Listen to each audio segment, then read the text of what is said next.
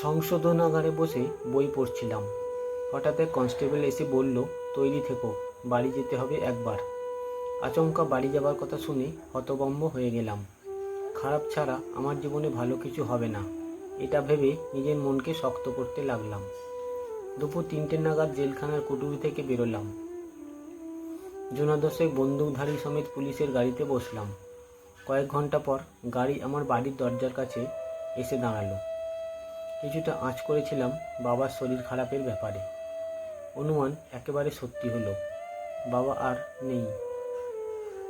বাড়ির কাছে লোকে লোকারণ্য। যত লোক বাবাকে দেখতে এসেছিল তার চেয়ে বেশি কৌতূহল এখন আমাকে দেখার জন্য। না হওয়ার কোনো কারণ নেই।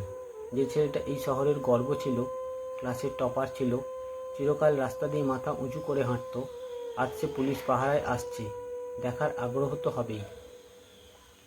হায় ভগবান, র্যাগিংয়ের শিকার যে আমি, এটা তো কেউ বুঝবে না। ভাবতে ভাবতে ধীর পায়ে ঘরে ঢুকলাম। সাংবাদিকেরা ছেঁকে ধরে আছে মাকে। বাবার মৃতদেহ ফুল দিয়ে সাজানো, কিন্তু সকলের দৃষ্টি আমার দিকে। যত প্রশ্ন, ক্যামেরা, আলো সব এবার আমার দিকে। আমি বোবার মতো দাঁড়িয়ে রইলাম। পুলিশ এসে সবাইকে সরিয়ে দিল। পিসি শরবত নিয়ে এলো, আমাকে খেতে দেয়া হলো না।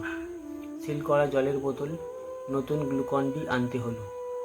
পুলিশের তত্ত্বাবধানে ওগুলো থেকে শরবত তৈরি করলে ওরা খেলো, আমিও খেলাম। কাঁদবার শক্তি হারিয়ে গেছে। গত 1 বছর ধরে শুধুই কেঁদেছি। ভাগ্যে আমার কি লেখা আছে ভেবে ভেবেই চোখের জল শুকিয়ে গেছে। মা আমাকে জড়িয়ে ধরে কাঁদতে শুরু করলো। এসবেরও বেশিক্ষণ অনুমতি নেই। আমার পরিচয় একজন কয়েদি, বাড়ির কেউ নয়। শুধু নিয়মের বেড়াজালে থেকে যেসব পারলৌকিক ক্রিয়া করতে হয় তাই করলাম। রাত্রি প্রায় শেষ। দাহ শেষে ওরা গোটা ফল ছাড়া বাড়ির দেওয়া কোনো খাবার খেতে দিল না। বাবার জন্য এখন আর কেউ কাঁদছে না।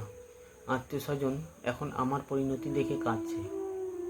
মাকে দেখে মনে হলো মায়ের বয়স 1 লাফে 10 বছর বেড়ে গেছে। ভোরবেলা ওরা আমাকে নিয়ে গাড়িতে উঠল। ক্ষৌরকর্ম শ্রাদ্ধ বাসরে আবার হয়তো নিয়ে আসবে। মনে মনে ভাবলাম, কেন বাবা মার একমাত্র সন্তান হলাম। ভাই বা বোন থাকলে এতটা কষ্ট হয়তো ওরা পেত না। বাবা আমার জন্যই অকালে চলে গেল। মাও হয়তো একা বেশি দিন বাঁচবে না।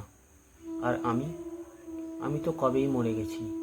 একটা বুক ফাটা আর্তনাদ বেরিয়ে এলো, মা আসছি।